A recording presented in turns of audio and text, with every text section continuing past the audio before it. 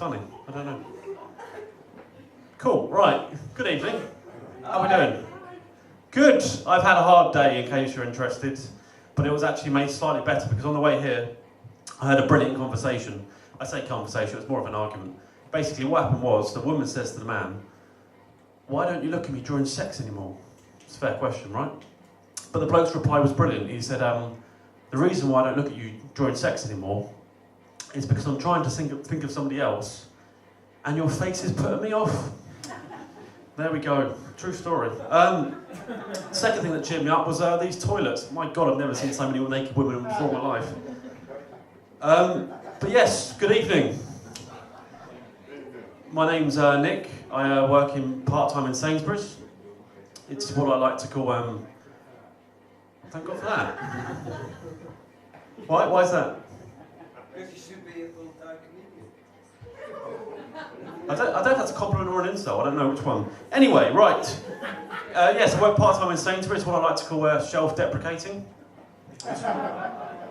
It's true, actually. Just the other day I was working and some bloke threw some milk and some cheese at me. I thought to myself, how dare he?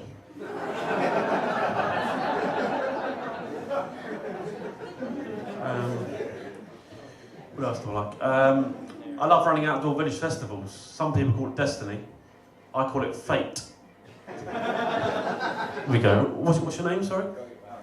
Cool. Right, here we go. I've got some more one-liners, so if you get bored, let me know and I'll read one out. Cool. What else can I tell you? I'm single. Yeah, but it's by choice, don't worry. By that I mean I choose to be a dick. I did actually date a tarot reader once. I thought a shag would be on the cards. Apparently not. So I then dated a girl who worked on a motorway service station. That was a turn-off. So I then dated an American girl who worked on road maintenance. I tell you what though, she loved having her ass felt. Right, that's enough jokes for now. Do you want me to read them? Do you want to take over? They're my jokes, you know that, right? Is it good? Is it a good joke? If you get a good one, let me know, yeah? Right, let's give you a fact. Do you know it's a fact that dolphins are the only animals other than humans to enjoy sex? Yes. To be fair, I did have to shag a lot of animals to find that out. And what else was actually happening? I wondered, how would you determine when the animals were enjoying themselves? You know what I mean? I mean, were those hyenas enjoying themselves? Or were they just mocking me? Who knows, right? Anyway, when I have sex, the term enjoyment doesn't really come into it, so... Yeah, it's sad, but it's true. Maybe I think too much, and I find myself asking too many questions like, where am I? Where am I going?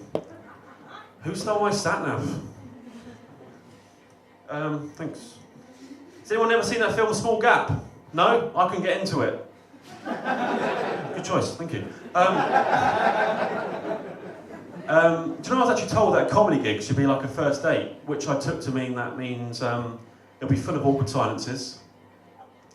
I will offend you in some shape or form, and I'll probably go home alone, crying. But I just want to tell you a few things I hate. I've got this book, it's called Things I Hate. What have we got?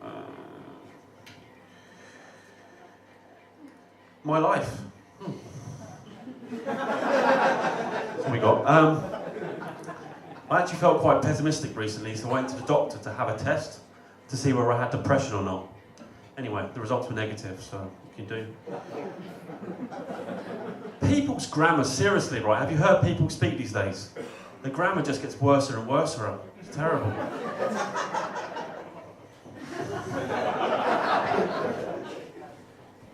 Do you know what really made me cross when I was younger?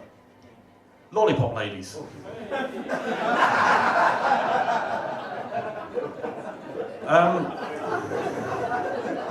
Cheers. Also, public transport, right? We'll get back to that. Public transport, right? Now, I'd rather drive, but unfortunately I can't, because I failed the first driving test I did. In that, I got 3 minors. Good burp. Thanks. In that, I got 3 minors, which you may think is pretty good, right? I was actually trying to kill 5 kids. Do you hear about that gay guy who vanished into thin air? Poof!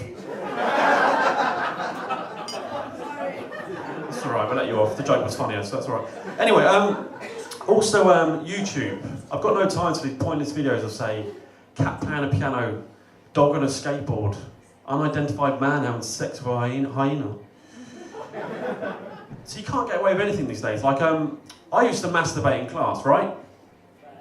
Yeah? I was the only one, okay. Anyway, I absolutely loved it, and I got away with it for a long, long time. Eventually, though, I was found out. And I'm not allowed to teach ever again. So. It's not fair, is it? Yes, talking about masturbation, actually. Everyone here has masturbated, whether you want to admit it or not. But there's a little tip for you that I learned when I was younger, right? If you're masturbating and someone walks in, say your mum, it's very, very embarrassing, am I right? Just me, cool. Oh, I found a way to counteract this. What happened was, my mum walked in once, I was masturbating. What I did, I carried on masturbated more vigorously and stared her straight in the eyes. She never came in my room ever again, so that worked. She also said to me, what did she say to me? Never talk to strangers. Fuck knows why I'm here. But not only that, it makes it really difficult when I have one night stands. But then again, I suppose that's how brothels work, right? But yeah, you may be surprised to hear, but I did actually have a girlfriend once. True story. Those were days when sex was free. Anyway, but we didn't last very long, either because I'm useless in bed, because I'm a dick, or because she used to ask me those awkward questions like, why don't you love me? Why aren't we married? What are you doing in my sister's room? I might explain actually. But also because I'm useless at sex. So much so I've got the nickname 5 Minute Wonder. 5 Minute Wonder, which I took to mean I ever last 5 minutes during sex, and that would include the undressing, the begging, the mental torment, the crying, and of course the cash transaction at the end. Maybe the real reason behind that nickname was they wondered what the fuck I was doing for 5 minutes. Who knows? Is that good? Well, thanks. I was going to be a cameraman, but I couldn't keep focus. Good work. Is that it? Okay. Is that the only good ones, really? Better write some more. Anyway, yes. Before I did comedy, right, I was told that if you want to do comedy, you have to be funny. We can work on that. Or you have to not die on stage. Now, I didn't really know what dying on stage meant until I did a gig in Romford, right? I don't know if you've been to Romford. It's probably the worst place I've ever been to. But anyway, we arrived at this pub and everyone was coked up to their eyeballs and drunk. And as soon as comedy was about to be announced, a fight broke out. So it's never good. But anyway, as I took to the stage, a bloke came up to me and he said, you better be fucking funny, otherwise I'll fucking cut you up. So as I was standing on stage, I thought to myself, people pay a lot of money, you know, to feel alive for skydiving and bungee jumping. But if you really want to feel alive, you can do it for free by standing on a stage in Romford. And it gave a new meaning to actually literally dying on stage. The reason why I tell you this story is because after the gig, this woman came up to me and she said, I think you're really good tonight. I was like, okay. She goes, I thought you were really good. I was like, all right. Then she said, you know, I think you're really cute. Then she sort of looked around, sauntered over to me and said, my husband's away for the weekend. Do you fancy coming back to mine for a fuck and a pizza? Yeah. Now, I was taken aback, right? So I was taken aback, but to justify this, she said, like a pizza, I'm hot, I'm naughty, and I'm easy to handle. Now this would have been fine on any other day, but this woman, right, was at least 70. At least 70. At least 70. But I did think about it. My first thought, though, was, like a pizza, more like you're cheesy, crusty, and something I regret in the morning. But my second thought was, I'm desperate, I'm single, and I like pizza. So I said to her, what sort of pizza is it? And she said, it's Hawaiian. I said, nah, sorry, I'm allergic to pineapple. True story. Anyway, but I've got to go. But before I go, I will tell you, that work.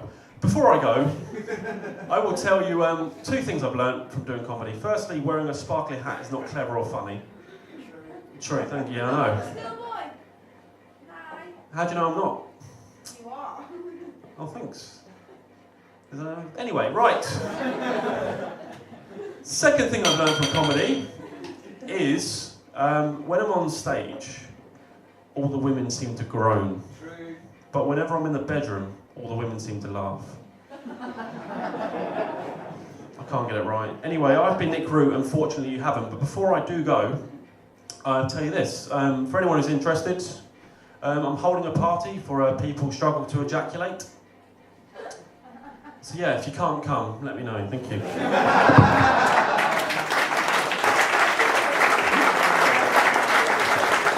Nick Root, ladies and gentlemen. We're going to take our 10-15 break. We'll see you back here for your headline in about 10-15 minutes' time. Yeah, we.